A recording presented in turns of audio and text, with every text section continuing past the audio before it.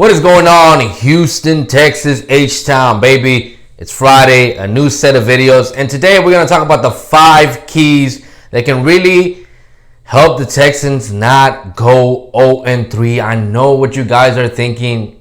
Relax, Tony. They went 0-3 in 2018. They can come back with a 9-game winning streak. First of all, the schedule was a lot easier that season, coming off of Watson's injury. Second of all, the attitude on this team was completely different than what I've been seeing so far. So for the Texans to fall 0-3 is a hole they do not want to dig, especially with the Vikings team, who is probably not going to go undefeated coming into Houston week 4. Yes, we will have fans, but you don't want to leave it up to gamble going 0-3 going against the Vikings. Very well go 0-4. So this Sunday is the beginning of the Texans really stopping this losing streak. So key number one I have as pass and run blocking must be elite. I can't tell you how many times I've seen the corner blitz being executed by this Steelers defense. And look, the difference between them getting home and not getting home is basically one thing, and that is pass blocking. The quarterback knowing that the blitz is coming, aka Deshaun Watson knowing that corner blitz is coming. Hopefully, I'm sure with the very minimal film study that I put in, I'm sure they put in more film study. So it's all about him communicating with his O-line, Nick Martin communicating with the O-line, and really we're going to have to use our tight ends and our running backs to block some of those corner blitzes, because it's not just coming around as an extra man from the corner. Sometimes they're coming straight through the middle of the gap from the corner slot, and man, it definitely makes things difficult. You saw Jones from the Giants, the QB, struggle with it. It got old boy from the Broncos injured because of it. And so it's very, very critical that this offensive line, this pass blocking, and this run blocking is elite. That actually leads me to key number 2,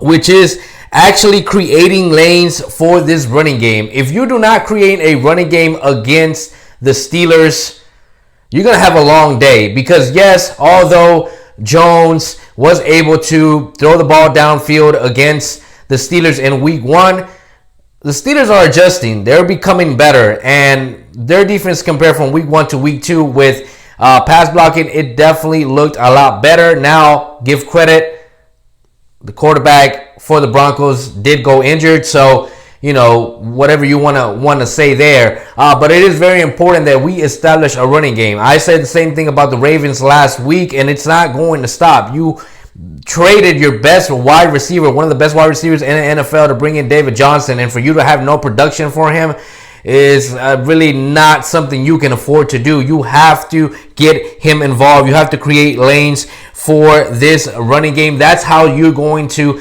basically not allow the Steelers defense to blitz so much and basically keep them honest. Key number 3 I have as using more screens. This offense has to continue to use more screens. I don't think we even use half as much as we did against week 1 against the Chiefs.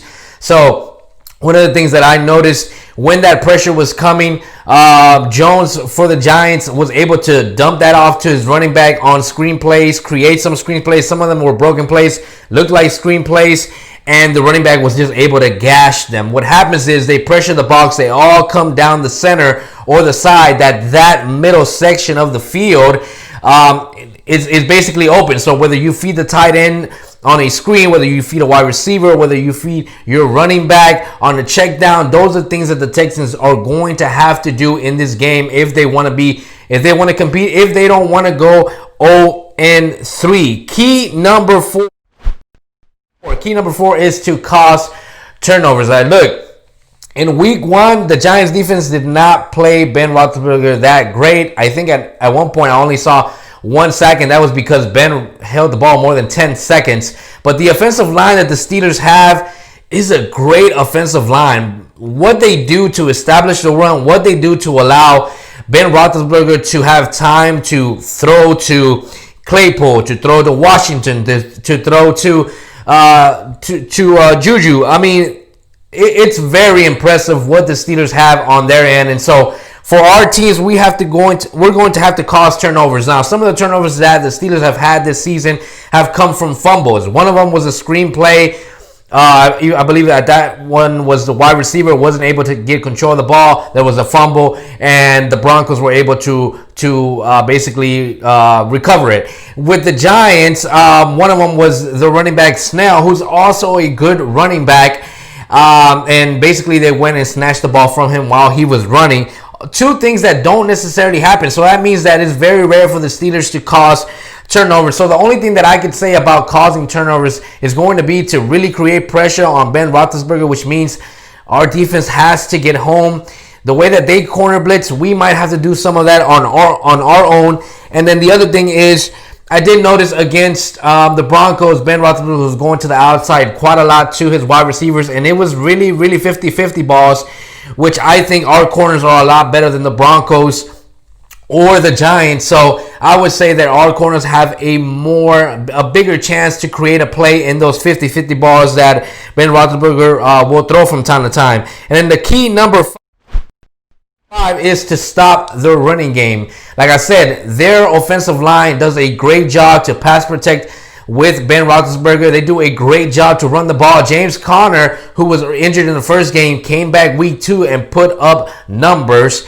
And he's going to continue to do that. So they also have a 2-back running game going on with Snell or Connor. They can attack you in many different ways on the running game. And so you have to account for that. You also have to stay disciplined because at times Ben Roethlisberger, when he had no time to throw, would step it straight through the middle and just scramble for yards. So yes, he is not, Lamar Jackson. Yes, he is not Patrick Mahomes.